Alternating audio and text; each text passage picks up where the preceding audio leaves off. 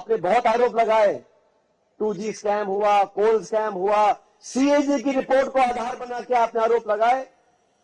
एक व्यक्ति को सजा नहीं हुई है।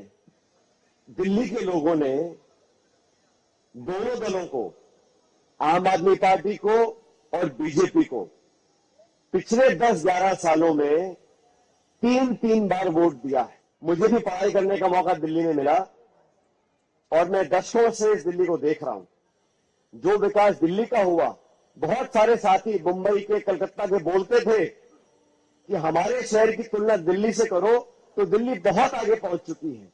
गंदा पानी जो पीने को आज दिल्ली में मिल रहा है वो एक बहुत बड़ी हकीकत है। 5 फरवरी को दिल्ली में जो चुनाव है उस उद्देश्य को लेकर आज इस सभा का आयोजन किया।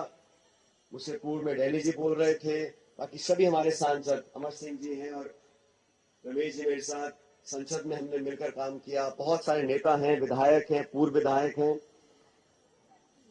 साथियों, मुझसे पूर्व वक्ताओं ने जो बातें बोली मैं उनको दोहराना नहीं चाहता हूं और मैं चंद मिनटों में आप लोगों से सिर्फ तथ्यों पर, वास्तविकता पर और हकीकत में जो दिल्ली में हुआ और जो हो रहा है उस पर कुछ बात करना चाहता हूं।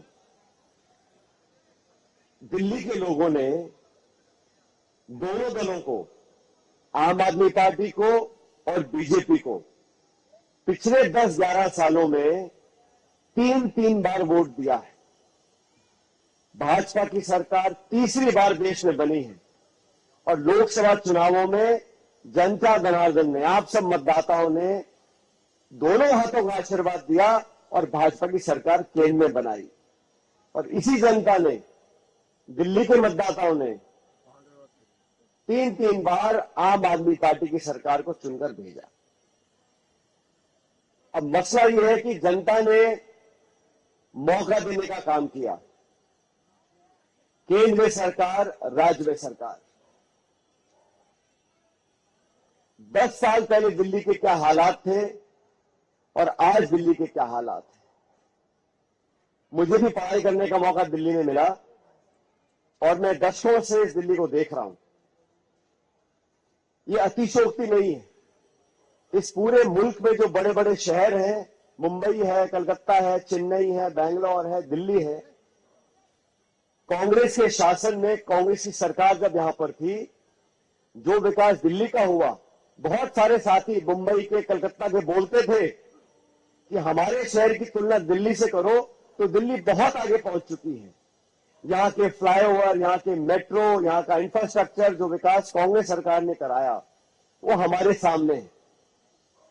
और जब से यहां पर सरकार कांग्रेस की नहीं रही, तब से हमने देखा कि भाषणों में कुछ और बोलना, आश्वासन कुछ और देना और असलियत में दोनों दलों ने, दोनों सरकारों ने वर्चस्व की लड़ाई लड़ी है। सारा समय जाहिर किया आरोप प्रत्यारोप पर, गाली गलौज कर कर, उंगलियां उठाकर एक दूसरे को नीचा दिखाने का काम करने के अलावा दिल्ली की चिंता ना तो केंद्र सरकार ने करी और ना राज्य सरकार ने करी। और ये बात मैं इसलिए बोल रहा हूं कि दिल्ली में आज जो हालात हैं, यहां कचरे के, कूड़े के पहाड़ बन गए जिन पे आग लग जाती है। प्रदूषण का जो हाल दिल्ली में है वो छुपा किसी से नहीं हुआ। तो सवाल जनता पूछना चाहती है कि जिन लोगों को हमने सत्ता की चाबी दी है, केंद्र की और राज्य की, सिवाय इस बात को करने के कि शीश महल में इतने करोड़ खर्च हुए और दूसरे मकान बनाने में इतने करोड़ खर्च हुए, सुबह, दोपहर और शाम भाजपा और आम आदमी पार्टी एक दूसरे के नेताओं के मकानों पे कितने करोड़ रुपए खर्च हुए, सिर्फ वहां तक सीमित है। दिल्ली के लोगों की परेशानी, गंदा पानी जो पीने को आज दिल्ली में मिल रहा है वो एक बहुत बड़ी हकीकत है। उसका जवाब देने को तैयार कोई नहीं है। 7,000 करोड़ रुपए यमुना की सफाई के खर्च हुए। कितनी सफाई यमुना की हुई हम और आप जानते हैं। जिस सीएजी की रिपोर्ट को लेकर तमाम विपक्ष के दल कांग्रेस पार्टी को आरोपी सिद्ध करना चाहते थे। जो कथित रूप से स्कैम हुए थे, आज 10 साल से केंद्र की सरकार बीजेपी की है और आम आदमी पार्टी की सरकार दिल्ली में है। आपने बहुत आरोप लगाए, 2G स्कैम हुआ, कोल स्कैम हुआ, सीएजी की रिपोर्ट को आधार बना के आपने आरोप लगाए। एक व्यक्ति को सजा नहीं हुई है। बाद में लोगों ने माफी मांगी है कि एक काल्पनिक हम लोगों ने वैल्यूएशन किया था, हजारों करोड़ की बात करते थे। वही सीएजी की रिपोर्ट दिल्ली सरकार को कटघरे में खड़ा कर रही है। उसकी कोई चर्चा करना नहीं चाहता। कौन लोकपाल है दिल्ली में? केंद्र सरकार ने भ्रष्टाचार की बात करी थी, राज्य सरकार ने भ्रष्टाचार की बात करी थी। अब जवाब कौन देगा? दोनों पार्टियों को जनता ने बहुत समय दिया, बहुत मौका दिया, और मुझे भी 20 साल हो गए सभाओं को संबोधित करते हुए। और मादीपुर में यहां पर आकर पवार साहब, मेरा जो अनुभव है, जनता जब चुनावी सभा में बैठती है, उनके चेहरे, उनका हाव भाव, उनका जोश देखकर मैं तो भाग जाता हूं कि अपना कैंडिडेट कितना मजबूत है। और मुझे कहने में कोई संकोच नहीं है। आज जेपी पवार साहब यहां पर जो उम्मीदवार चुनाव लड़ रहे हैं, एक की तो विकेट गिर गई थी, दूसरा लेकर आए, मुझे बताया आपने। जितने लोग चुनाव लड़ रहे हैं, आज सबसे आगे अगर कोई व्यक्ति है तो वो जेपी पवार है मादीपुर से। ये जनता यहां की बता रही है, यहां की उपस्थिति बता रही है। और आपके बीच में न सिर्फ इन्होंने, इनके पूरे परिवार ने 5 साल तक सत्ता के लालच को दूर कर कुर्सी की चाहत को दूर रखकर एक भाई बेटा बनकर आपकी सेवा करी है। सुख दुख में, चाहे कोरोना काल हो, चाहे कोई भी आफत आई हो, हर क्षेत्र में आपकी हर तरह मदद करने की कोशिश की है। इसीलिए खड़गे साहब ने, राहुल गांधी जी ने इनको यहां से दोबारा उम्मीदवार बनाया है। मुझे पूरा विश्वास है साथियों, भारतीय जनता पार्टी के हमारे साथी जो दिल्ली में आज सत्ता में आना चाहते हैं, वो दिल्ली के लोगों की वोट तो ले लेते हैं, लेकिन जब कांग्रेस की सरकार थी केंद्र में, तब दिल्ली से जो 7 सांसद बनकर जाते थे, 3 मंत्री केंद्र सरकार के होते थे, कैबिनेट रैंक के। कपिल सिब्बल जी थे, अजय माकन जी थे, कृष्णा तीरथ जी थी। मैं सरकार में काम कर चुका हूं। जब मीटिंग होती थी कैबिनेट की, जब 3 बड़े वरिष्ठ नेता जो मंत्री हैं सरकार में, वो कुछ बात को रखते थे, तो दिल्ली को महत्व दिया जाता था। सिर्फ वोट लेने के लिए आप प्रचार कर लो, मन की बात कर लो, अखबार इश्तिहार छाप लो, लेकिन दिल्ली के लोगों को आपने राहत और मदद करने के लिए 10 साल से आपके केंद्र में सरकार है, ऐसा क्या किया है? सिर्फ आरोप लगाते हैं कि राज्य सरकार चोरी करती है, भ्रष्टाचार करती है, और राज्य सरकार बोलती है हमें काम नहीं करने देते, हमको जेल में बंद करते हैं, हम पे आरोप लगाते। दोनों दलों ने इतना मौका लोगों ने दिया, भाजपा और आम आदमी पार्टी ने जनता का विकास करने की बजाय, प्रदूषण कम करने की बजाय, महंगाई कम करने की बजाय, रोड मेट्रो पुल बनाने की बजाय, कॉलेज अस्पताल खोलने की बजाय, सिर्फ सारा समय एक दूसरे पर उंगली उठाना, एक दूसरे पर आरोप लगाना। और दिल्ली क्योंकि राजधानी है, 70 विधानसभा का एक क्षेत्र है, क्योंकि राजधानी है तो प्रचार बहुत होता है।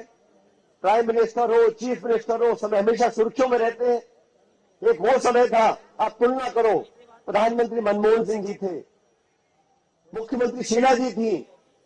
एक विनम्र स्वभाव के व्यक्तियों को आप पद पर भेजो, ईमानदारी से, शालीनता से, विनम्रता से लोगों का चुपचाप रहकर काम करने का तरीका कांग्रेस पार्टी के नेताओं का रहा। और आज हमारे सामने आप देख रहे हो, आक्रमण की राजनीति, प्रहार की राजनीति, टकराव की राजनीति, संवादहीनता हो गई है। दिल्ली के लोगों को पिसने दिया जा रहा है। बारिश आती तो बाढ़ हो जाती है, घरों में नाली में पानी भर जाता है। नौकरी के नाम पर सिर्फ यहां पर जुमले दिए जाते हैं। इस व्यवस्था को बदलने के लिए एक बेहतर रूपरेखा जो हमारी पार्टी ने, हमारे गारंटीज हम लोगों ने दी है महिलाओं के लिए, बिजली को लेकर, आमदनी को लेकर मदद करने के लिए। आज आम आदमी पार्टी की सरकार पंजाब में है। जब कांग्रेस सरकार थी तो हमेशा कहते थे प्रदूषण हो रहा है पंजाब से आता है। अरे बाप की सरकार है, आप रुकवा लो वहां पर जाकर। कोई जवाब नहीं।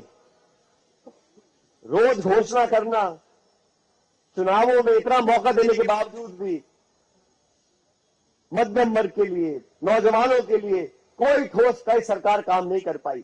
तो समय बदलाव का आ गया और मुझे पूरा विश्वास है हमारे तीनों जो यहां उम्मीदवार खड़े हैं, इन तीनों को अपना आशीर्वाद दो और विधानसभा भेजो। आने वाला समय कांग्रेस का है। और देखो साथियों, ये समय का चक्र घूमता है, समय हमेशा जैसा नहीं रहता। और इन लोगों ने 3-3 पीढ़ी से कांग्रेस पार्टी के लिए काम किया है। और राहुल गांधी जी, वीरेंद्र यादव जी, इन नौजवान नेताओं ने आपके बीच में एक अलख जगाई है। अभी मन से कोई बोल रहे थे कि कांग्रेस पार्टी का इतिहास है, हम सिर्फ घोषणा छाप नहीं रहे।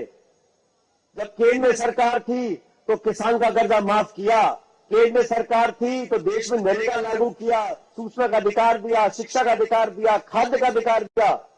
इंदिरा गांधी ने बैंकों का राष्ट्रीयकरण किया, अमीर गरीब की खाई को कम करने का काम किया। जब दिल्ली में सरकार थी तो मेट्रो बनी, फ्लाईओवर बने, निवेश हुआ, इंफ्रास्ट्रक्चर बना।